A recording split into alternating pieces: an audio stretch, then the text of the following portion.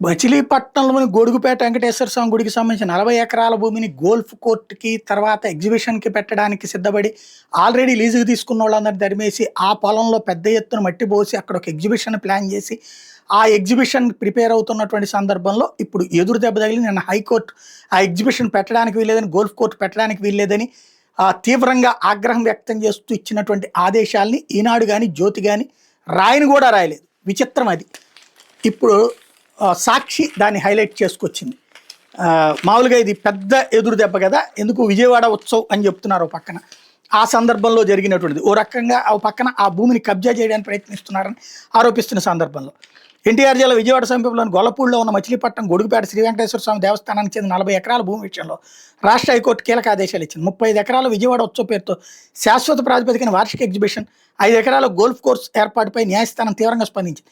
ఈ విషయంలో వేరువేరుగా దాఖలైన 2 కేసులు న్యాయమూర్తి జస్టిస్ నూనేపల్లి హరినాథ్ విచారించారు. ఎగ్జిబిషన్, గోల్ఫ్ కోర్స్ ఏర్పాటుకు ప్రతిపాదిస్తూ భూమి కేటాయించాలని దేవాదాయ శాఖ ముఖ్య కార్యదర్శిని కోరుతూ ఎన్టీఆర్ జిల్లా కలెక్టర్గా లక్ష్మీశా ఈ ఏడాది జూలై 22 రాసిన లేఖ విషయంలో ముందుకెళ్లొద్దని ప్రభుత్వాన్ని ఆదేశించారు. ఎగ్జిబిషన్ కోసం భూమిని చదును చేసేందుకు పోసిన గ్రావెల్ను తొలగించాలని, అంతేగాక ఆ భూమిని వ్యవసాయానికి అనుగుణంగా పూర్వస్థితికి తీసుకురావాలని నిర్దేశించారు. 35 ఎకరాల వ్యవసాయ భూమిని వాణిజ్య కార్యకలాపాలకు వాడకూడదని తేల్చి చెప్పారు. మొత్తం వ్యవహారంలో కౌంటర్ దాఖలు చేయని ప్రభుత్వాన్ని ఆదేశిస్తూ తదుపరి విచారాన్ని అక్టోబర్ 6కి వాయిదా వేశారు.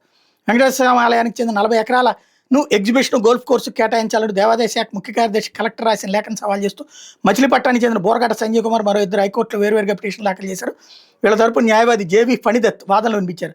దేవస్థానానికి చెందిన వ్యవసాయ భూమిని ఎగ్జిబిషన్ కోసం ఇవ్వడానికి వీల్లేదన్నారు. ఆ భూమిలో ప్రస్తుతం పంటలు సాగు చేస్తున్నందుకు సంబంధించిన ఫోటోలను కోర్టు ముందుంచారు. పచ్చని పంట పొలాల్లో ఎగ్జిబిషన్ కోసం మైనింగ్ వ్యర్థాలు నింపి చదును చేస్తున్నట్టు తెలిపారు. తద్వారా ఆ భూమి ఎప్పటికీ వ్యవసాయానికి పనికి రాకుండా పోతుందని పేర్కొన్నారు. భూములు లీజుకి ఇవ్వడంలో ఎలాంటి వేళ నిర్వహించలేదన్నారు. రాష్ట్ర ప్రభుత్వం తరపున ప్రభుత్వ ప్రత్యేక న్యాయవాది సింగరేణి ప్రణతి వాదనలు వినిపిస్తూ అది వ్యవసాయ భూమి కాదని అన్నారు. గతంలోనే వ్యవసాయేతర భూమిగా మార్చారని, వాణిజ్య కార్యకలాపాలకు కేటాయించవచ్చన్నారు. ఎగ్జిబిషన్ నిర్వాహకులు 45 లక్షలు చెల్లించారని, వాటిని దేవస్థానం అభివృద్ధికి వెచ్చిస్తామని చెప్పారు. ఎగ్జిబిషన్ కేవలం 56 రోజులే ఉంటుందన్నారు. ఈ వ్యాజ్యానికి విచారణ అర్హత లేదని, ఇదేం ప్రజా ప్రయోజన వ్యాజ్యం కాదన్నారు. కానీ కోర్టు కొట్టేసింది.